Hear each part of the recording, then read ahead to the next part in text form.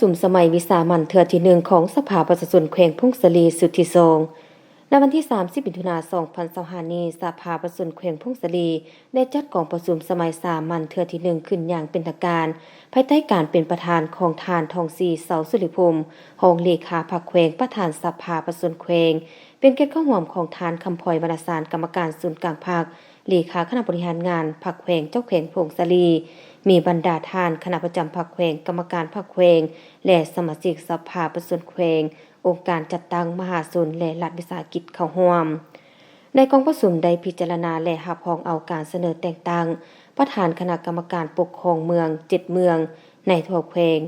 รับรองเอาหัวหน้าองค์การพัฒนาและบริหารตัวเมืองรับรองเอาการปรับปรุงกงจักการจัดตั้งขององค์การปกครองแขวงได้รับรองเอาการปรับปรุงกงจักการจัดตั้งของบรรดาแผนกการห้องการตามคะแนนสายตั้งที่มีการปรับปรุงอยู่กระทรวง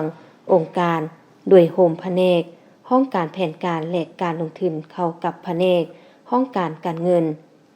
เป็นแผนกการเงินแขวงห้องการเงินเมืองโฮมแผนก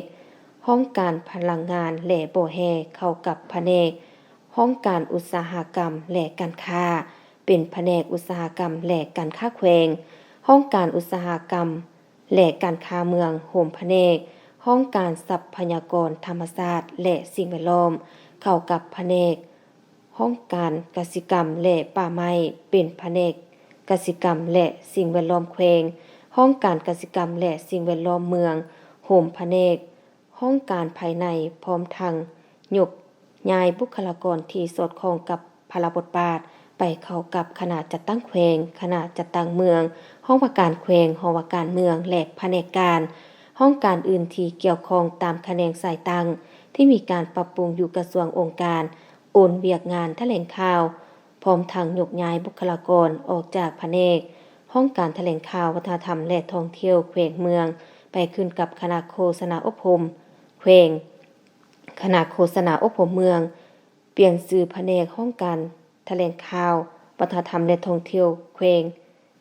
เมืองเป็นแผนกวัฒนธรรมและการท่องเที่ยวแขวงห้องการวัฒนธรรมและการท่องเที่ยวเมือง